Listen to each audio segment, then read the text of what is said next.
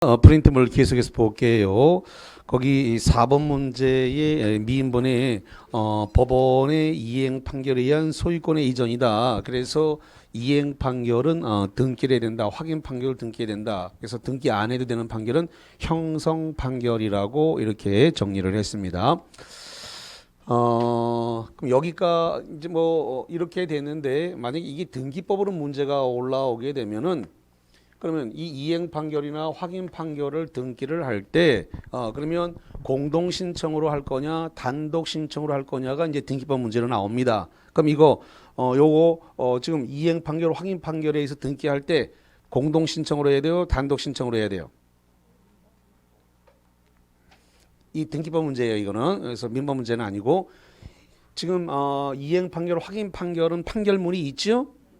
판결문을 가지고 가서 단독으로 등기를 합니다. 원래는 등기라고 하는 건 공동신청주의에 따라서 공동으로 해야 됩니다.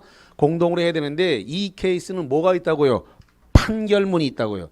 판결문이 있으니까 공동신청주의가 적용되는 게 아니라 뭐 한다고요? 단독신청주의이기 때문에 요것이 시험 문제가 단독신청이라는 걸 판결문 가져가서 하는 거 이행 판결 확인 판결은 단독신청인 걸 아냐라고 해서 등기법 문제로 올라와요. 이게 그래서 이렇게 정리를 하시면 되겠고, 자, 그 다음에 거기 비읍번에 합병에 의한 부동산 법인의 소유권 이전이다 이렇게 등장을 했는데요. 자, 지금 상속이 민법 187조에 적용을 받는데 상속과 동일한 효력이 있는 게 두 개가 더 있습니다. 상속 말고 상속과 동일한 효력이 있는 거 두 개. 뭐가 있을까요? 포괄 유증이 있습니다. 뭐가 있다고요? 포괄 유증도 상속과 동일한 효력이 있습니다. 그 다음에 회사 합병도 상속과 동일한 효력이 있어요. 그래서 상속과 동일한 효력이 있는 게 두 개가 더 있다. 그래서 포괄 유증 하나가 더 있어. 뭐가 있다고요? 회사 합병. 그럼 비읍번에 뭐가 나왔어요? 합병이란 말이 주어졌잖아요. 예. 그래서 법인은 회사고, 그래서 합병에 의한 부동산 소유권의 이전은 부동산의 이전은 합병에 의한 회사 합병이기 때문에 이거는 등기를 요한다 요하잖아요. 등기를 요하지 않는다. 그래서 187조에 의한 물권 변동이라서 등기하지 않아도 물권 변동이 일어나는 거예요. 자, 그래서 등기를 해야 되는 거 답이 3번 됐나요? 네, 그렇게 정리를 하면 되겠습니다. 자, 그러면 이제 프린트able 5번 문제 풀어봅니다. 자, 5번 보겠습니다. 부동산 물권 변동에 관한 다음의 설명 중 틀린 것은 뭐가 틀렸을까요? 자, 1번이 틀렸는데 볼게요. 1번 갑의 저당권이 설정된 의뢰 토지가 수용된 경우에 수용 재결상의 수용의 개시일까지 보상금이 지급 또는 공탁되지 않았다. 갑의 저당권은 소멸한다. 자, 여기 봐요. 지금 공용징수, 공용수용은 어떤 것만 대상을 한다 그랬어요? 재결 수용만을 대상으로 한다. 그래서 협의 수용은 매매로가 아니라 대상이 아니다. 근데 재결 수용이었을 때 소유권이 넘어가는 것은 보상금이 지급되거나 또는 공탁이 완료돼야만 소유권이 넘어간다. 근데 지금 시험 문제가 수용 개시일까지 보상금이 지급이나 공탁이 되지 않았다고 돼 있죠. 보상금이 지급되지도 않았고 공탁이 되지도 않았으면 소유권 넘어갔어요, 안 넘어갔어요? 안 넘어갔지. 보상금이 지급되거나 공탁이 돼야 소유권이 이전되는데 거기 문제가 뭐라고 돼 있냐면 수용 개시일까지 보상금이 지급되지도 않았고 그렇다고 해서 공탁이 되지도 않았습니다. 그럼 소유권 넘어갔어요, 안 넘어갔어요? 안 넘어가. 자, 여기 봐요. 지금 소유권은 을의 소유권이고 을 소유권에 지금 갑의 저당권이 이렇게 걸려 있다라고 하는 겁니다. 그러면 보상금이 지급되든지 공탁이 되면 소유권이 넘어갔으니까 을의 소유권은 상실하겠죠. 만약에 지급을 했다 그러면, 자, 다시 보상금을 지급하거나 공탁이 되면 을의 소유권이 넘어가면서 을 소유권 소멸하겠죠?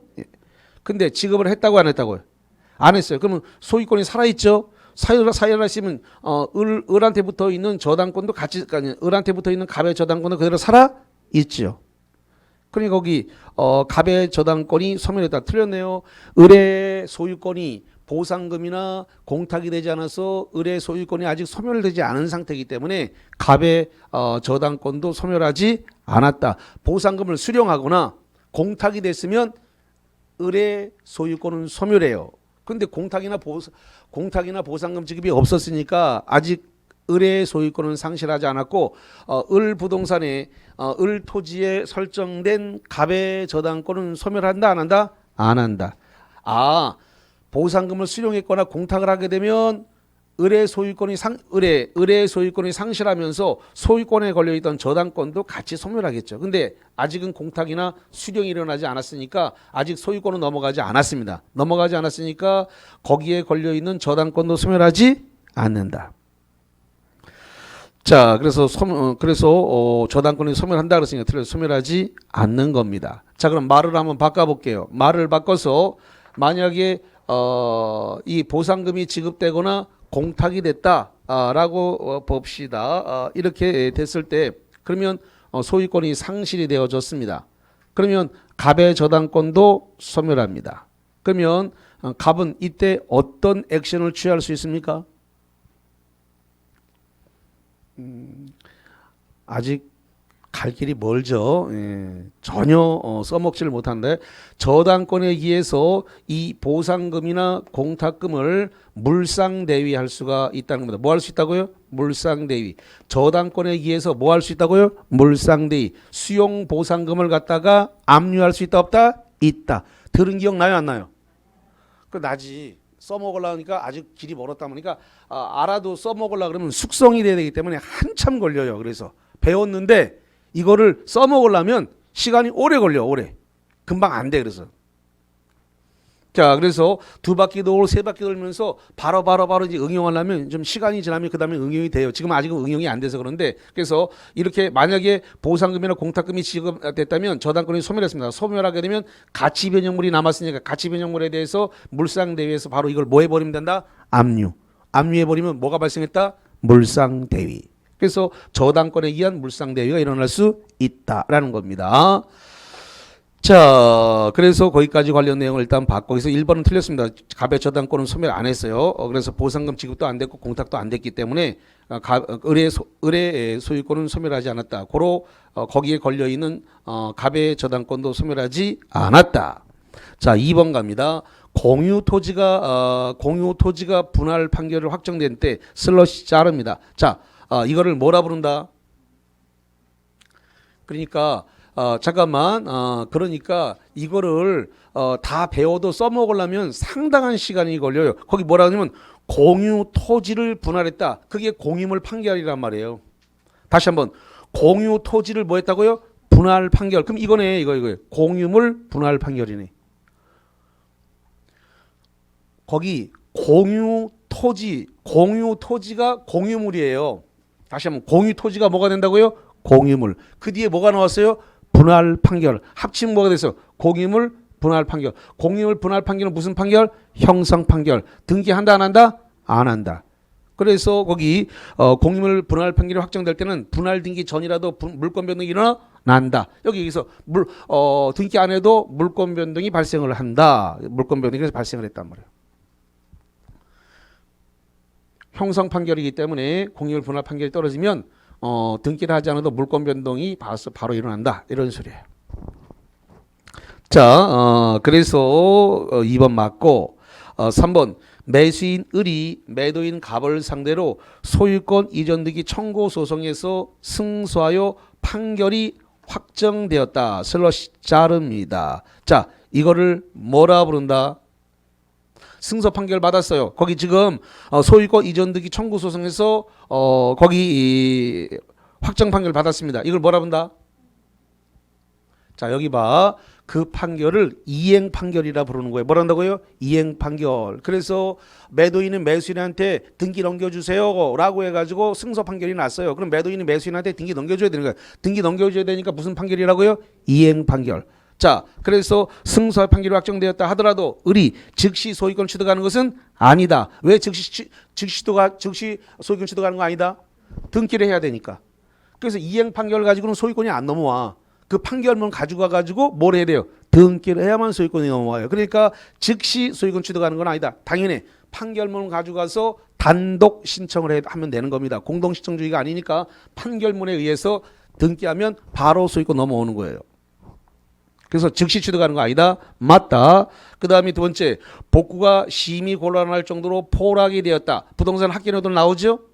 그래서 바닷물에 잠기거나 바닷물에 의해서 침식이 돼서 깎여나가거나 이래서 권리 행사를 못하게 되는 그러한 토지가 포락된 토지인데, 이게 효용을 상실한 토지가 다시 성토했다. 흙을 들이부어서 성토했습니다. 성토한 경우에 종전의 소유자는 그 소유권을 회복하는 것은 아니다. 그래서 성토해서 이게 효용 가치를 되찾았다 하더라도 소멸됐던 소유권은 회복되지 않는다.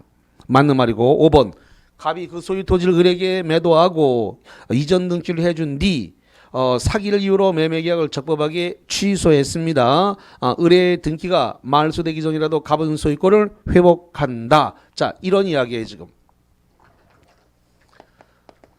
갑과 을이 지금 매매 계약을 했습니다. 매매 계약을 한 걸 우리가 뭐라 불러요?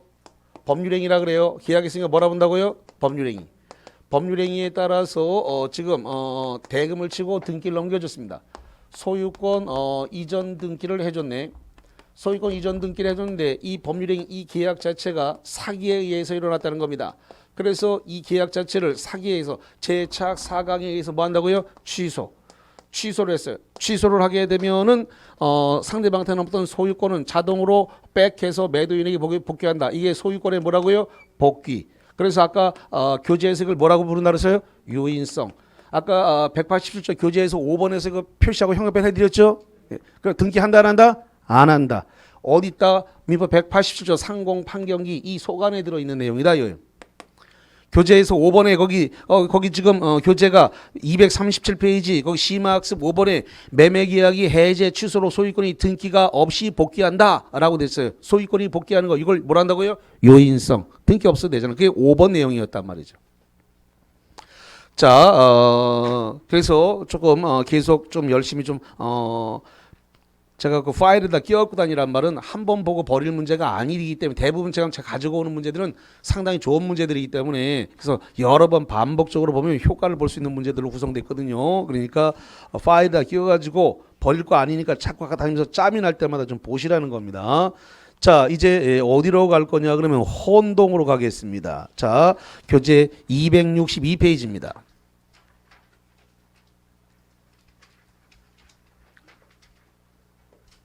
자, 262페이지 맨 밑에 하단부에 가니까 뭐가 등장을 했냐면 혼동이라고 하는 말이 등장을 했습니다.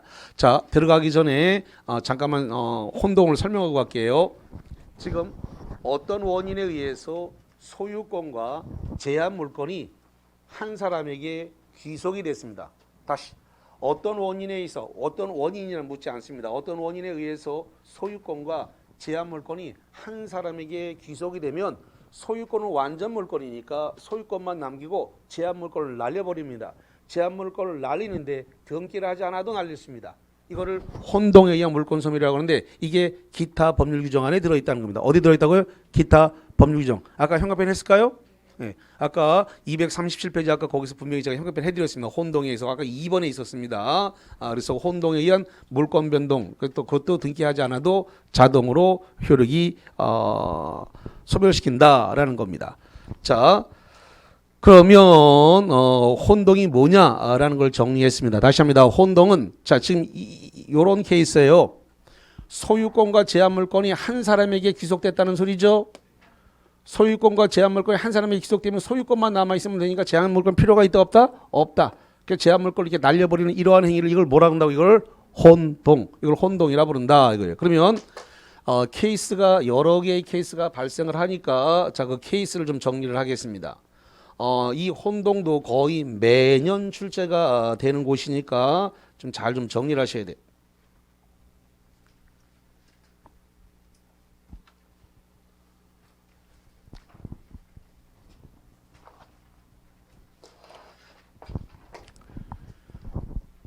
자, 봅시다. 그러면은 첫 번째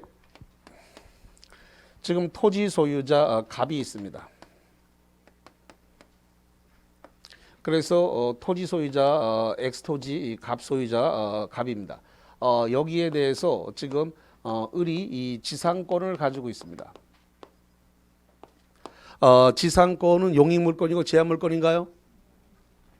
그래서 이거를 좀 많이 쓰면서 연습을 하셔야 됩니다. 그래서 생각을 자꾸 하면 시간이 모자라요. 그래서 뇌가 0.5초에 반응하도록 이걸 훈련을 하셔야 돼. 그래서 제가 지금 지상권은 용익물권이고 제한물권이라고 해서 금방 이게 드르륵 다 떠올라야 되는데 가만히 있어보자. 3.1, 3, 3, 2, 6, 3, 3, 5 이렇게 따지면 시간이 모자라서 저 뒤에 가서 5문제, 10문제 못 풀게 돼요. 시간이 모자르기 때문에. 그래서 1차 시험의 가장 관건은 시간과의 싸움이에요. 시간이 모자른다는 겁니다.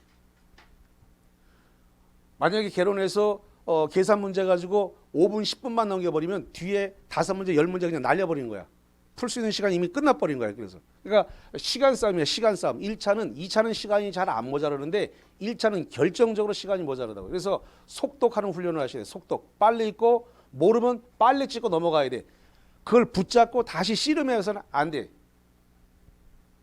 다시 읽는다 해서 또 맞추지 못합니다. 한 번 읽고 문제가 답이 안 골라진 거는 또 읽어도 답 안 나옵니다. 이미 미스한 겁니다. 그러면 결론 내야 됩니다. 어떤 걸 하든 빨리 결론 내버리셔야 돼요. 자, 그래서 이거를 쓰고 훈련을 하셔야 됩니다. 이걸 빨리 써가지고 제한물권 안에 용익물권과 담보물권이 들어있다라고 해서 금방 훈련하셔야 돼요. 용익물권, 담보물권은 뭘 한다고요? 제한물권. 그러니까 지상권은 무슨 물권이다? 용익물권이고 무슨 뭐다? 제한물권이다.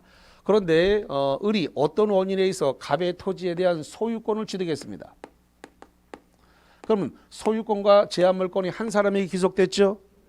귀속됐잖아 지금. 그래 이렇게 귀속되면은 제한물권에 해당되는 지상권을 날려버린다 이 말. 이걸 뭐라 한다고요?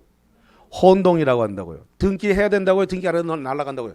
등기 안 해도 날아간다고. 이게 187조 이한 기타 법률 규정의 물권 변동이에요. 이게.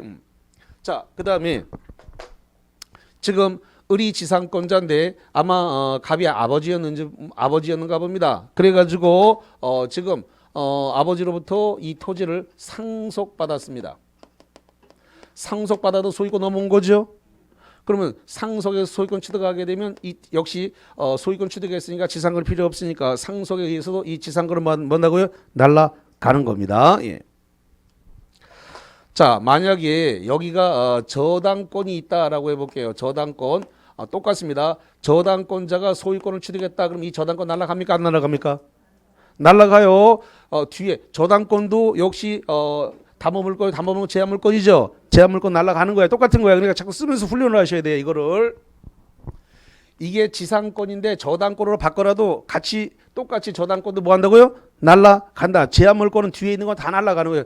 이 뒤에 제한물권이 들어와 있는 건 다 뒤에 날린다. 소유권 취득하면 뒤에 필요가 없기 때문에. 됐죠? 상속으로 저당권자가 상속으로 토지를 취득해도 저당권은 뭐 한다고요? 날라가고 소유권을 취득해도 날라가고 다 날라가는 거야. 자, 그 다음 케이스 바꿉니다. 자, X토지 소유자 갑이 있습니다. 자, 여기에 대해서 을이 지금 지상권을 가지고 있습니다. 지상권을 갖고 있는데 이 지상권에다가 병이 여기에 저당권을 갖고 있습니다. 자, 이 상태에서 이렇게 토지 소유권이 넘어왔습니다. 어떤 원인에 의해서 소유권을 지금 을이 취득했습니다. 그러면 요 위의 케이스에 지상권이 있으면 지상권 날렸죠? 지상권 날렸어요. 근데 지상권 뒤에 지상권을 담보 잡히고 돈을 빌렸네. 그 저당권이 붙어 있네. 그럼 지상권을 날리게 되면 지상권에 의해 붙어있던 저당권이 같이 날아가 버려요. 그러면 3자의 이익을 위해서 혼동이 일어나면 안 되게 됩니다. 이런 케이스는 누구를 위해서 혼동이 일어나지 않는다고요? 3자 병입니다. 이 뒤에 병이 있으니까 채권자 병이 있습니다. 그래서 이 경우는 소유권을 취득했다 하더라도 제3자의 이익을 위해서 이익을 위해 혼동은 일어난다 안 일어난다? 안 일어난다. 혼동이 발생하지 않는다. 이렇게 되는 겁니다. 자, 그 다음에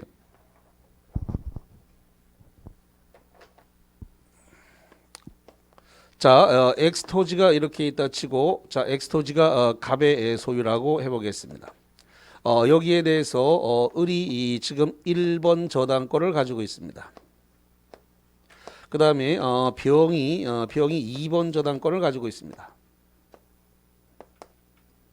그럼 1번 저당권자 을이 갑의 토지의 소유권을 취득했습니다. 그러면 소유권을 취득했기 때문에 제한물권과 소유권이 같은 사람에게 귀속됐으니까 저당권을 날려야 됩니다. 여기도 보니까 소유권 취득하면 저당권 날린다고 돼 있죠? 네, 날려야 돼요. 근데 날리려고 해보니까 이 1번 저당권이 날아가 버리게 되면 2번 저당권이 순위 승진을 하게 됩니다. 뭐 한다고요? 순위 승진. 그럼 순위 승진을 막기 위해서 1번 저당권은 날리면 안 됩니다. 이런 걸 뭐라 하냐? 본인의 이익이라 그래요. 본인의 이익을 위해서 이런 경우에 혼동이 일어난다, 안 일어난다? 안 일어난다. 혼동이 발생되지 않는다라고 하는 거.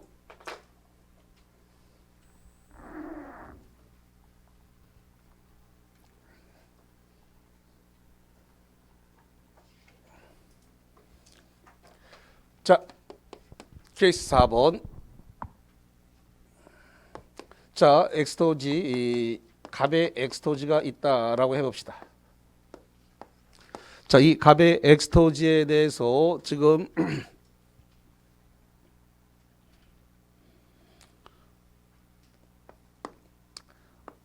을이 이 1번 저당권을 갖고 있다라고 해보죠. 그 다음에 병이 2번 저당권을 갖고 있다라고 해보죠. 자, 그런데 갑이 지금 엑스토지에 대해서 상속을 받았습니다. 자, 이게 정답이 되면 시험 문제가 굉장히 잘 틀려요, 학생분들이. 자, 지금 1번 저당권자가 자기 그 토지에 대해서 상속을 받았다라는 겁니다. 자, 여기부터 다시 할게요. 3번 케이스. 지금 1번 저당권, 2번 저당권 중에서 소유권을 취득하게 되면은 원래는 날려야 되는데 2번 저당권의 순위 승진을 막기 위해서 본인의 이익을 위해서 혼동이 일어났다, 안 일어났다? 안 일어났어요. 자, 상속으로 소유권을 취득했습니다. 저기 3번 케이스처럼 저당권이 1번, 2번 이렇게 걸려 있습니다. 이렇게 걸려 있는데 이때는 1번 저당권이 혼동으로 소멸합니다.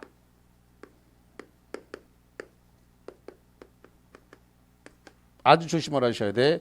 여기 지금 1, 2번이 저당권 있을 때 본인의 이익을 위해서 혼동이 일어나지 않았는데 요 케이스 상속에 의해서 소유권을 취득했을 때는 요 케이스는 혼동으로 소멸한다. 왜 소멸하냐 그랬더니 그러면 저당권을 걸어놨다라고 하는 것은 그러면 을이 1번 저당권자면 을이 채권자라는 소리죠. 다시 한번 을이 저당권자면은 채권자라는 돈을 빌려줬다는 소리잖아요. 그러니까 저당권을 걸었으니까 저당권자네. 그럼 을이 뭐가 된다고요? 채권자. 그런데 부모님의 재산을 상속을 했어. 그러면 상속을 하게 되면 부모님의 빚과 재산이 다 상속자한테 넘어와요. 그러면 채권 채무가 상속으로 인해서 채권 채무가 한 사람에게 다 귀속돼 버렸죠. 부모님이 채무자라는 소리야. 그래서 채무자의 재산이 채권자한테 넘었으니까 채권 채무가 한 사람에게 귀속되면서 혼동으로 뭐 한다고요? 소멸한다. 그래서 2번 저당권자가 1번 저당권을 순위 승진하더라도 본인의 이익을 위해서 혼동이 발생 안 하는 게 아니라 이 경우는 혼동으로 발생해서 소멸하게 되어 있습니다. 판례가 그래요. 그렇기 때문에 잠깐만 매년 나온다라고 하는 이야기는 학생이 잘 못 맞춘다는 거야. 그러니까 매년 나오겠지. 그러니까 매년 나온다라고 얘기한 코र्스는 28군데가 매년 나와요. 28군데. 12군데는 돌아가면서 나오는데 28군데는 매년 나와요. 그러니까 거기는 반드시 공략을 해야 돼요. 매년 나온다고 한 28군데는. 자, 그래서 요 케이스 혼동으로 소멸하게 된다. 이렇게 정리를 하고요. 이렇게 정리합니다. 그 다음에 광어권, 그 다음에 점유권, 그 다음에 양도담보, 이런 것들은 혼동으로 소멸하지 않습니다. 혼동이 발생하지 않습니다. 다시 한번 혼동이 발생하지 않는 권리가 뭐라고요? 광호권, 점유권, 양도담보 이러한 것들은 혼동이 발생하지 않는다. 그러니까 혼동으로 소멸한다 안 한다? 안 한다. 꼭 좀 암기가 필요합니다. 광호권, 어권, 양도담보는 혼동으로 소멸되지 않는다. 그 다음에 하나만 더 할게요. 자,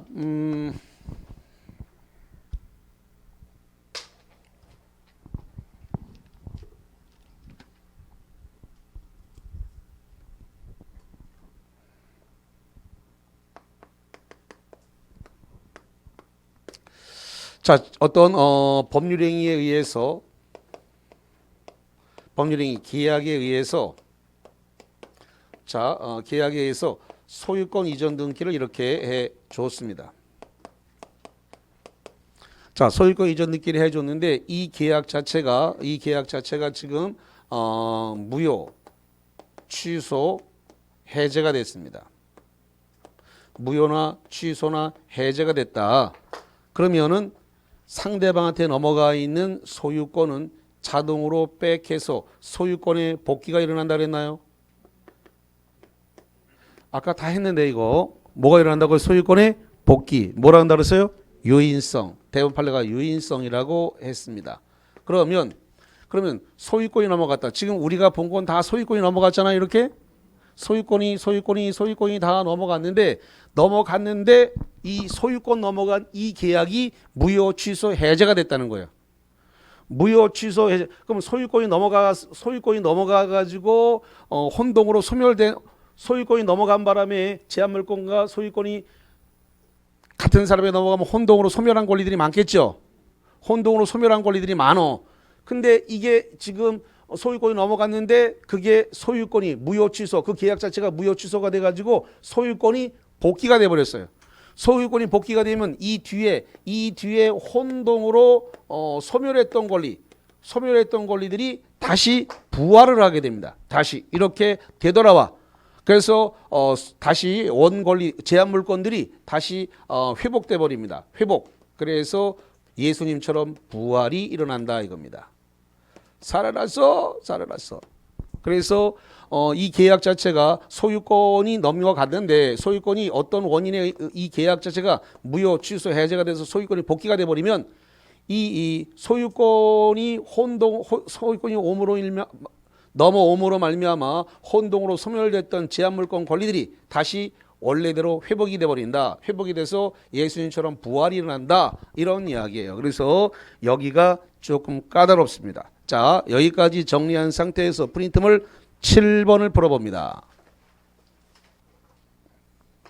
자, 보겠습니다. 7번. 혼동으로 인해 밑줄 친 권리가 확정적으로 소멸하는 경우는 뭐가 소멸했다? 자, 1번이 소멸했는데 봅시다. 지상권자가 지상권이 설정된 토지의 소유권을 단독 상속했다. 칠판 봐요. 여기 지상권이 설정됐는데 그걸 갖다가 단독으로 지상권이 설정된 토지를 단독으로 상속받으면 지상권을 혼동으로 본다? 소멸한다. 그래서 확정적으로 소멸하는 거. 1번이 확정적으로 소멸했습니다. 자, 이 지상권 뒤에 아무것도 없잖아요, 지금. 지상권 뒤에 뭐가 있어요, 없어요? 없잖아요. 지상권 뒤에 아무것도 없기 때문에 소유권을 단독으로 상속하게 되면 그럼 지상권은 소멸하게 되는 겁니다. 자, 2번. 저당권의 목적물이 저당권자가 매수하였으나 그 매매 계약이 원인 무효가 됐다. 여기 보세요. 원인 뭐가 됐다고요? 무효. 원인 무효가 되면 뭐가 발생해? 부활, 회복되잖아요. 그래서 원인, 부활. 그래서 원인 무효가 됐다. 계약 자체가 원인 무효가 됐으면 그러면 말소됐던 권리는 다시 뭐 한다고요? 회복, 부활되는 데가 예수님이야 부활됐다니까. 그러니까 그 저당권은 소멸하지 않는 거예요. 자, 그다음에 3번. 저당권이 설정된 부동산이 가압류가 된 후에 저당권자가 부당권의 소유권을 취득했다. 그러면 저당권 뒤에 가압류가 있나요, 지금? 다시 한번. 저당권 뒤에 뭐가 있다고요? 가압류. 가압류가 붙어 있으니까 저당권은 제3자의 이익을 위해서 혼동이 일어난다, 안 일어난다? 안 일어난다. 3자의 이익을 위해서. 저당권 뒤에 잠깐만. 이 저당권 뒤에 뭐가 있다? 저당권 뒤에 뭐가 있다고요? 가압류. 그러면 저당권을 날리면 가압류가 날아가기 때문에 3자의 이익을 위해서 혼동이 일어나면 안 돼요. 예. 자, 4번.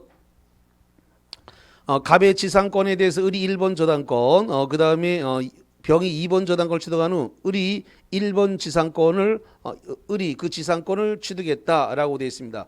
그러면 1번 저당권자가 지상권을 취득하면 2번 저당권이 1번 저당권을 날리면 2번 저당권이 순위 승진하죠. 잠깐만. 지금 뭐라고 되어 있냐면 1, 2번 저당권이 있는데 문제는 이게 지금 지상권이라는 겁니다. 무슨 권이라고요? 지상권. 지상권에 1번 저당권, 2번 저당권이 같이 걸려 있는 거야 지금. 그러니까 저당권이 두 개가 걸렸어요. 다시 한번. 여기 지금 지상권에 저당권 하나 걸렸죠. 지상권에 저당권 하나 걸렸는데 지금 시험 문제는 지상권에 저당권이 몇 개 걸렸다고요? 두 개. 근데 을이 1번 저당권자가 이 지상권을 취득했다는 겁니다. 그랬으면 지상권과 저당권이 들어왔을 때 지상권을 저당권을 날려야 되는데 저당권을 날리면 2번 저당권이 순위 승진하니까 본인의 이익을 위해서 혼동이 일어난다 안 일어난다? 안 일어난다. 자, 그 다음에 5번 주택 임차인이 대항력이 우선 변제권이니 임차권을 취득했다. 자, 그러면 주택이 이렇게 있는데 이 임차인 을이 여기에 지금 대항력도 갖췄고 그 다음에 우선 변제권도 갖췄다는 겁니다. 그 이후 이거에 갖춰진 이후에 이 이후에 지금 저당권이 설정됐다는 겁니다. 그래서 이렇게 임차권, 을이 임차권에 의해서 대항력과 우선 변제를 갖추고 난 이후에 여기에 저당권이 설정이 됐어요. 그런 다음에 요 임차인이 이 주택의 소유권을 취득했다는 겁니다. 그러면 소유권과 임차권이 두 개가 다 들어오게 되면은 임차권을 원래 날려야 되죠. 아니 소유권과 임차권이 합쳐지게 되면 임차권을 날리고 소유권만 남겨놔야죠. 그런데 임차권을 날리게 되면 저당권이 순위 승진을 하게 된단 말이에요. 이게 지금 우선 변제권이 있으니까 이게 순위가 앞서 있어요. 그런데 이거를 날리게 되면 저당권이 순위 승진을 해가지고 본인의 이익을 해치기 때문에 그래서 이런 경우에 그 임차권은 소멸한다 안 한다? 안 한다. 그래서 임차인이 주택을 매수해서 소유권을 취득했다 하더라도 임차권은 소멸시키지 않는다. 뭘 위해서? 본인의 이익을 위해서. 좋습니다. 거기까지 정리를 했고 이제 점유권으로 옮겨갑니다. 점유권으로.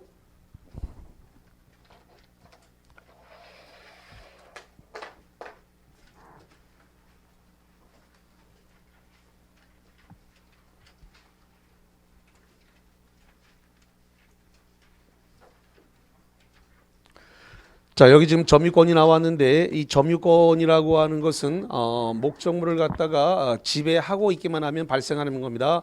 어떤 목적물이 있는데 어떤 목적물을 갖다가 지배하고 있어요. 지배하고 있기만 하면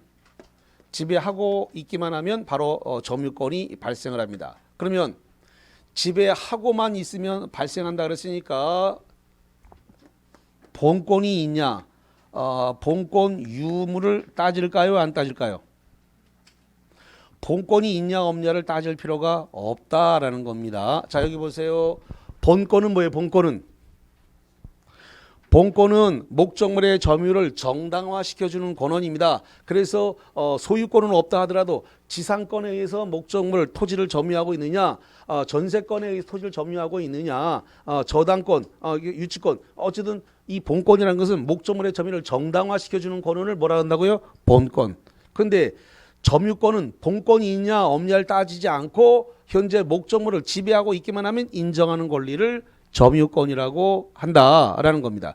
지금 앉아 계신 의자의 소유권 있어요 없어요? 여러 선생님들은 의자에 앉아 계신데 여기 앉아 계신 의자의 소유권 있냐고요? 없잖아요. 그럼 원장님 거잖아요. 그럼 원장님 건데도 여러분이 앉아 있는 순간 그 의자의 점유권을 행사하고 있다는 겁니다. 그러니까 본권이 있냐 없냐를 불문하고 현재 목적물을 지배하고 있기만 하면 인정하는 권리를 뭐라 본다고요? 점유권이라고요. 그게 본권 있냐 없냐를 따진다 안 따진다? 안 따진다. 본권 있냐 없냐 유무를 따지지 아니하고 현재 목적물을 지배만 하고 있기만 하면 인정되는 권리가 점유권이다. 이런 뜻이에요.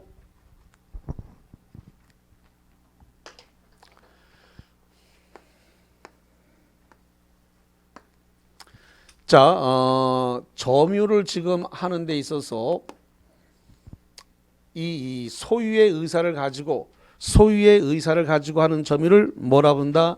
자주점유. 다시 한번 소유의 의사를 가지고 하는 점유를 뭐라 한다고요? 자주점유.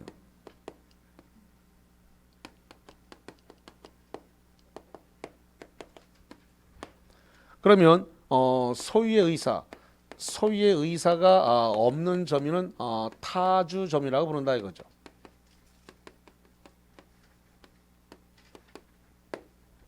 문제는 내가 앞으로 5년 뒤, 10년 뒤 돈 벌어갖고 이거 점유해야지, 사야지.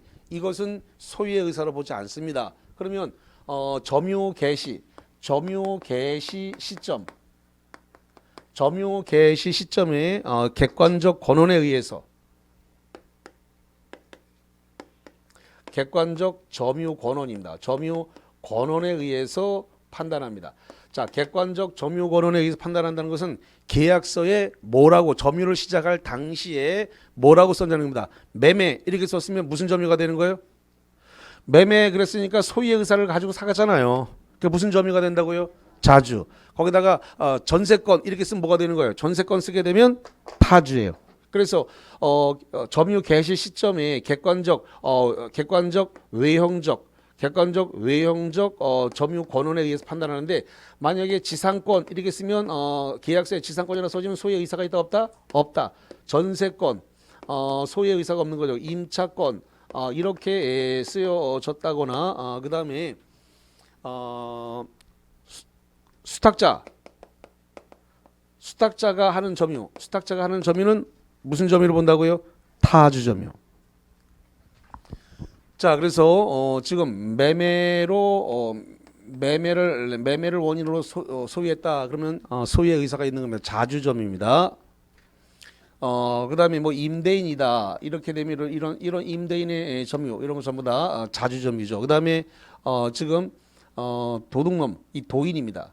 이 도둑이 지금 점유하는 거 이런 거 다 소유의 의사를 가지고 점유를 하는 것입니다. 자, 그래서 소유의 의사가 있냐 없냐 이런 거를 주로 가지고 점유 개시 시점을 가지고 따지게 되는데 문제가 되는 부분은 이런 것입니다.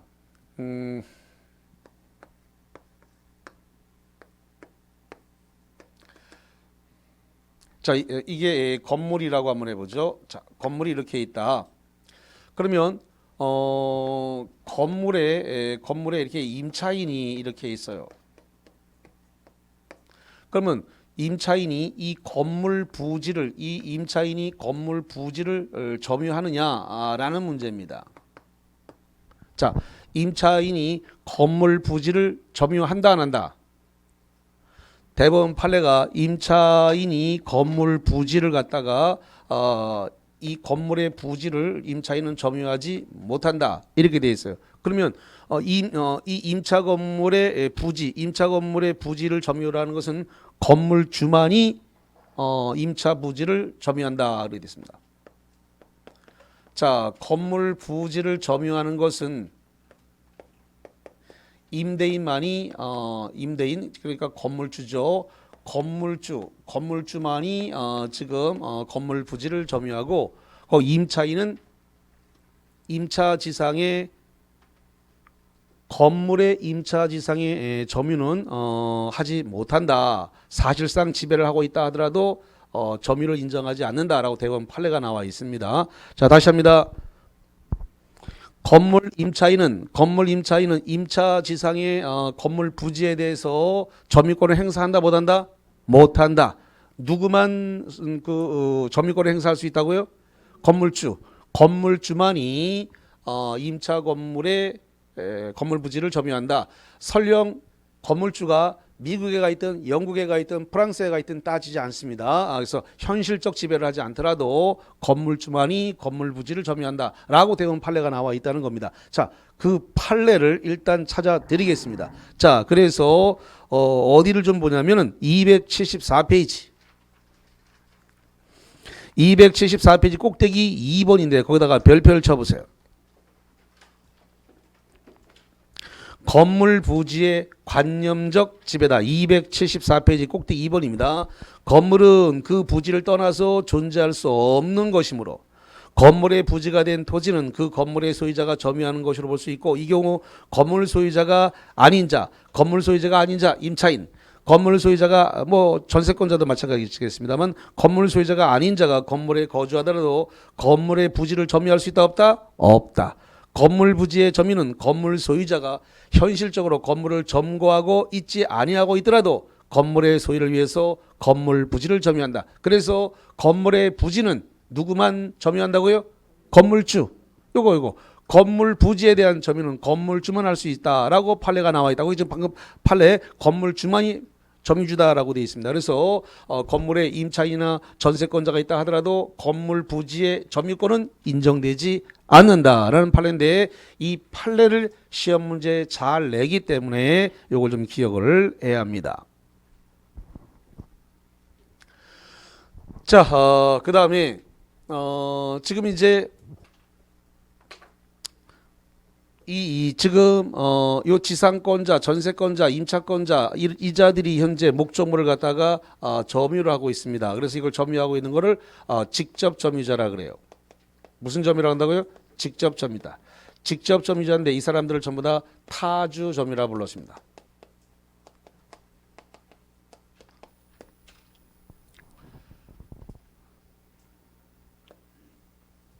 제가 포항에 학원을 갖고 있는데 그 학원에 월세를 내고 있으니까 임차인입니다. 그러면 개미가 되는 거야. 그럼 개미, 제가 학원을 직접 점유하고 있는데 그러면 월세를 내고 있으니까 무슨 점유가 된다고요? 타주 점유가 돼. 타주. 개미.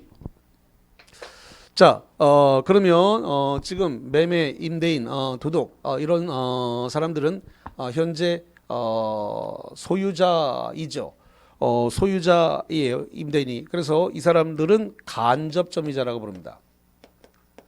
이 간접점유자가 이 직접점유자를 통해 가지고 간접점유를 하게 됩니다. 이걸 점유 매개 관계라 불러요.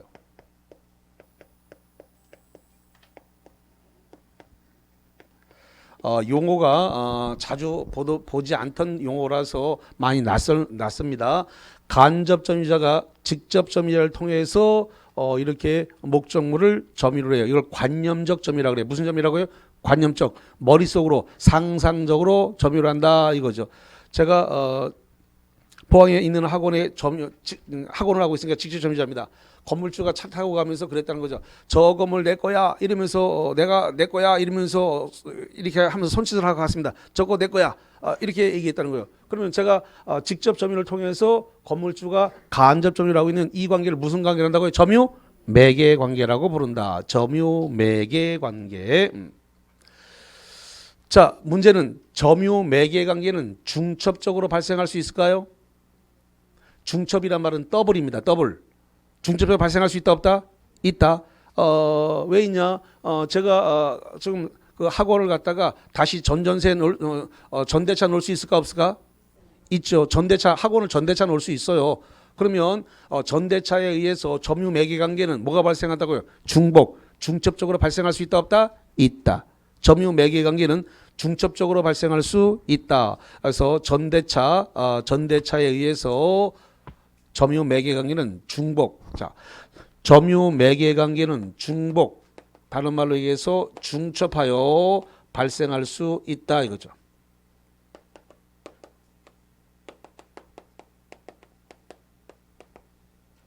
점유 매개 관계는 중첩하여 발생할 수 있다라고 하는 거.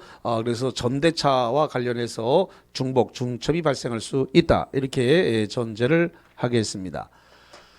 자, 그러면 거기 274페이지 쪽에 보니까 뭐가 나왔냐 그러면 점유 보조자가 올라왔습니다.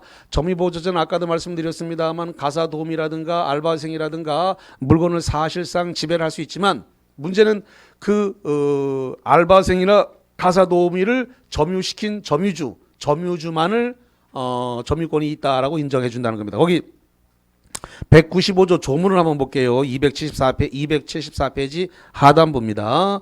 가사상, 영업상, 기타 이와 유사한 관계에서 타인의 지시, 이 타인의 지시를 받아 물건에 대한 사실상 지배를 할 때는 그 타인만을, 그러니까 지시를 한 타인만을 뭐로 본다고요? 점유적으로 본다. 그럼 뒤집어 얘기해서 점유 보조자에게는 점유권이 있다 없다? 없다.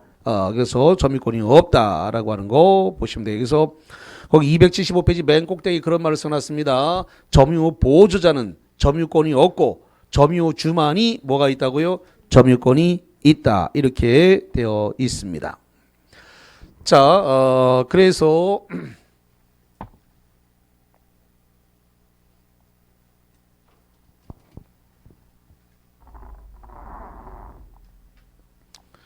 구분을 좀 해야 되겠는데, 아이고 시간이 다 됐네. 자, 그러면 구체적인 거는 갔다 와서 그러면 사실상 지배와 간접 점유자와 그다음에 상속인의 점유 이걸 좀 구분을 하겠습니다. 쉬었다 보죠.